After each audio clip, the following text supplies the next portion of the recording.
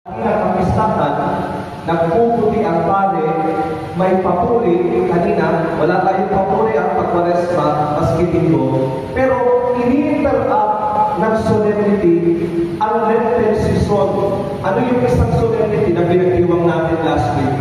March 19, dakilang kapistahan ni San Jose. Ngayon yung isa, tandaan ha, magpapapis ako pagkatapos ng misa.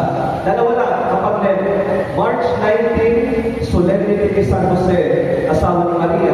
Pangalawa, March 25. Kahit sa susunod na taon, hanggang sa matapos ang lahat ng mga taon, yan ang dalawang solemnity ng Lenten season. Father, bakit importante ang March 25? Sa araw na ito, pinati ng anghel, padala ng Diyos si Maria. Ibig sabihin, ang Diyos, nakipamayan, ang Diyos bumaba, pagtatagpo ito ng Diyos at ng tao. At hindi napahila ang Diyos nung siya'y bumaba dito sa lupa sa pamamagitan ng kanyang anghel dahil nakatanggap siya ng sagot na, Salamat sa mahal na ina. Oo, yung sagot niya. Salamat sa mahal na ina. Available siya. Salamat sa mahal na ina.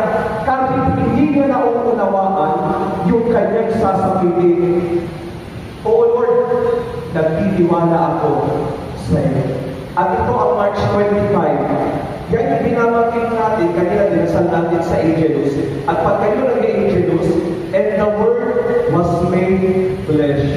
At ang Diyos, ang salita, ay nagkatawang tao. Ito yung simula. March 25. Maglibig ang mahal na ina, December 25, ipapanganak.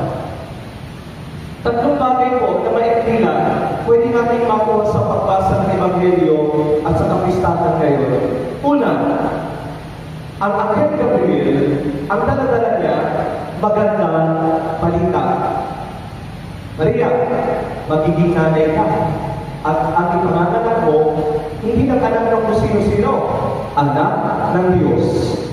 At ang magandang balita ng Ebanghelyo, si Jesus mismo.